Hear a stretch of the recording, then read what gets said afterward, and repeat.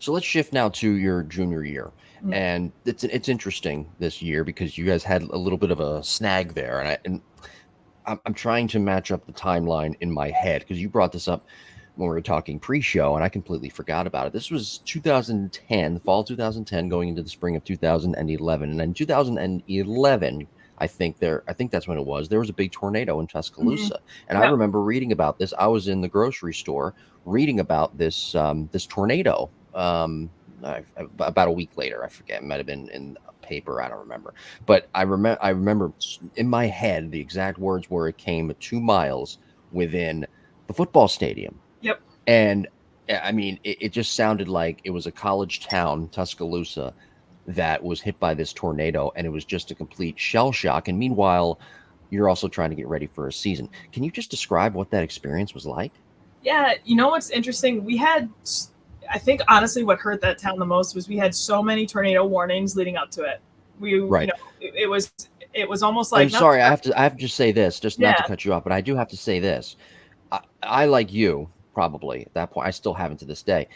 Growing up in the Northeast, we've seen probably hurricanes, snow. We've never seen a tornado. I've never seen, still to this day, I've never seen a tornado. So that for Yeah. you must have been petrifying. Well, you know what? You when you get there in the fall, I remember the first like tornado watch. I think that's where Right. it's like there's a chance of a tornado. And I Hmm. sprinted down the hallway, knocked on my roommate's door, and I was like, "Hey, there's a chance of tornado watch." And she's like, "That's Hmm. fine. That happens a lot. I'll let you know when we have to worry about it." Yeah. And come December, there was a chance of an inch of snow. And she sprinted down the hallway to me, knocked on my door, and said, "Hey, there's a chance of an inch of snow. What do we Yeah. do about this?" So Yeah. it's funny to see that dichotomy. But yeah, I only ever saw in video the damage that a tornado could do. Sure. When that tornado came through, we heard it might be bad. It was bad enough for me to like bring all my patio furniture inside, and that was the first time I had ever done that at my apartment. Sure. But we had class. I mean, I think that tornado hit at around 2 o'clock. I was in class at 1ish, and Murph had us all come to practice, and we're like, "This guy's crazy. We're about to get a bad storm," but he was smart. He wanted us all together. And sure enough, he halfway through practice, he takes us over to the basketball coliseum, and we were down like floors underneath, in a basement upon a basement. I felt like, but all we heard on the television was Tuscaloosa, you have 12 minutes. Please brace yourself. And our coach Wow. goes, "Go ahead, call your parents." And I was like, I don't know what to say. So this is probably way worse for our parents to have to watch the live feed Yeah. of this thing coming through the town and coming right near the building we were in. So 2 miles from the football stadium, it was a less than a mile from where our building was. So uh, that I mean, I still get goosebumps talking about that because all the power was out, all the internet was out. You didn't know about how things were. The next day, we go to help clean up, and martial law is in effect. People don't have homes anymore. Sides of buildings are missing. There's a truck in a billboard. Like that is probably that is like the most life changing experience I think you can see. And you see some of like the saddest things, and people are just trying to help. And but that was also a situation where I kept asking myself, how is playing down the road this weekend? How are we ever going to do that? How can we do that when there's still homes that haven't been checked yet? Yeah. And thankfully, NCAA made the decision to cancel the weekend and get athletes out of there for the weekend. But to kind of like illuminate how impactful that was, Nick Saban went down to start, you know, helping out, and they said he walked into a tent, people looked up, and then went right back to work. Like there wasn't nobody cared he was there. They just needed to help as many people as possible fast. That was a lot of damage. So was there any damage to any sports facilities or anything on campus? Yeah, I mean, when you look at how strict the line is of tornado, we called it doll houses, where half the house would be gone, and you could see right inside the house, and there would still be papers on desks inside. Wow. Yeah, and so like it's crazy. Yes, it was that close, but that damage is so fine tuned that I don't know. Right. So a lot of athletes' homes. Um, One of our football players, his girlfriend passed. He got really hurt, and yeah, you kept hearing of story after story, or baseball players having to hide in a bathtub with a mattress, and they move the mattress, and there's no more house. There's definitely a lot of athletes affected, and people all over that town affected, but the actual campus itself, there was really no damage. Yeah, so many ways to go with this. You know, I'm just thinking from your perspective, and you mentioned there that it's giving you goosebumps talking about it. But these are people when this tornado hit, and I'm not sure if any tornadoes have hit Tuscaloosa since then, but these are people in Tuscaloosa that are they're pretty simple. They love Alabama football, they work, they do their thing, right? On a daily basis. They support Alabama athletics. I mean, when you put yourself in that mindset, you realize that a lot of these people they go out on to games on Saturdays and they go out to watch you guys play and to watch the baseball team play and to just support athletics. These are people that support you guys on a daily basis and now their community's destroyed. It's really hard to put your wrap your head around and to fathom that idea. Yeah, definitely a lot of pain. Definitely a lot of Right. like hurting for other people, and the story after story after story that comes out of near misses or people who knew someone who passed, or just it was just everywhere you looked there was that was all people talked about. And um again, I'm so glad they made the decision for us not to play. And in hindsight, it makes it very clear, of course you can't play. But at the time, someone said, they're like, well, softball's the only game on campus this weekend. Do you think that'll uplift the community? Right. And definitely at the time, that would have been way too soon for any of us to be able to do that. So yeah, it just I remember it was we got canceled that weekend. The following 2 weekends in a row we were at Ole Miss. So it really was like a full month before we played again at home.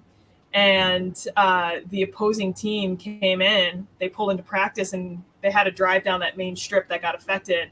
And the coach said the amount of girls on the team that were just in shock, crying, had no idea that's the type of damage that had occurred. But finally playing our first weekend back, that was very cool to see how many fans did come out about a month later to see, someone who's sitting there is like, yeah, I lost everything, but this Right. has been the first time I've smiled in a month. Yeah. That was very cool to be able to do that for our community and be a part of that with our community. And again, I don't know too much about it. You were there, but I would have to imagine that things that were destroyed are probably places that are frequented pre and post game Alabama athletics. Oh, for Going sure. down to the store, going down to the bar, going down to this place, to pick up something for our tailgate for Saturday afternoon, and that was all just kind of wiped away. Yeah, or even hotels. There was Right. like a lot Yeah. of places that they would have, a regular sign that says just the outside is looks bad, kind of, because they were open, but they couldn't Yeah. get their signs back up in time. Um, yes, you'd have that, and then you'd have in the same breath you have the the places that weren't hurt that were donating and trying to cook more and trying to do all these different things to try to again get the community back going again. Wow. How did you guys get back going again? How did you get back into that mindset to play? It's funny because we go home that weekend, and I remember personally I was right in the middle of like a pretty big slump, probably the worst slump of my life. So I remember we went home, and I was like, how does that even matter? How does anything about playing even matter now, right? For what we Yeah. just experienced. Hmm. And we came back, we had to play Ole Miss at Ole Miss, and we had to win 3 games in a row, and Florida had to lose twice in order for us Hmm. to win the SEC championship. Hmm. And everyone was just a little tense, kind of off. And we're at practice at Ole Miss, and we hear this horn, this like, because there's a road right behind the street, and this giant van goes by with 3 people mooning us out the back window. And that was like the biggest. I don't. That was like I don't. I guess they did that. There was like people who used to prank opposing teams. That was Yeah. the biggest icebreaker we ever could have had. We finally laughed again, and then we just hit our stride. We won 3 times. Florida lost twice. We got to bring the SEC home. So that was a great weekend, and we really did honestly hit our stride. We were playing very, very well. And that my junior year, we played Stanford at home for super regionals, and we Hmm. lose the first game, and we have to come back the next day. Softball used to do double headers, so Sure. if you lost the first game, you came back, and Yeah. we won twice in front of 4,000 people, and that was probably such a good day for Tuscaloosa Sure. to send us to the World Series. Yeah, so these are great stories because again, one of the highlights of that article was how it was 2 miles away from the football stadium. Nobody talks about how the athletics in the spring, Mm. baseball, softball, lacrosse, whatever, how you guys helped the town bounce back from what was devastation. Yeah, I definitely think so. And to be honest, we felt probably a little bit more pressure than usual to win it all that year. We're like, oh Yeah. man, this is going to be it. We're going to win it. We're going to win it. We're going to win it. Mhm. Gymnastics is another big sport. Honestly, gymnastics gets 10,000 people at Alabama to come to their meets, That's which is crazy. yeah. It's So we end up and even though we had a really good run, we end up losing pretty badly to Florida at the World Series, and I just was like, gosh, like that would have been perfect. It would have just been perfect. But I'll tell you what, I know we're going to get into this next week, but the very first year, so the 2012 year, 1 year after that tornado, football, golf, softball, and gymnastics all win a national title after that tornado. And I just think that, like, how cool is that for Tuscaloosa and that community? And so neat. It was the step. It was that true step forward, that leap, if you will, to get the community back on its feet. By the way, you mentioned something earlier in there. I just want to give somewhat of an editorial opinion, if I may. Mm-hmm. Nick Saban showing up at a tent, people looking at him, and he just going back to work, doing what they're doing. My theory now is because we've heard over the years that Saban has had opportunities to go to Texas. He's had opportunities to go here. He's even had a chance to get a big money contract from ESPN and work with ESPN on Saturdays, but he's always stayed in Alabama. Mm-hmm. And my theory is that, and you know this better because you probably interacted with him and seen him on campus. My theory, though, is that that in that moment there, when and a couple of other moments, I'm sure he likes that simplicity of things. He doesn't like being that Nick Saban celebrity. He likes being Nick Saban, the coach, and he kind of got a chance to experience that during that devastation in the tornado. Maybe, yeah. I mean,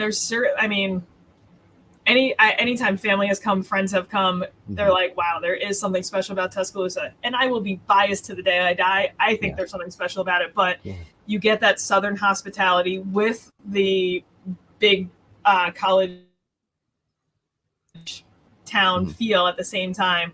But just talk about people who just care and love. And I was in a Target my freshman year, and this random lady just asked where I was from because I was picking up stuff for my dorm, and I said New York, and she gave me this big hug and said thank you for coming. Like, just it's just, I don't know, there's a mentality about that town that makes you, something about it makes you feel special. So to see it hurt like that, but then to be able to see it bounce back was incredible.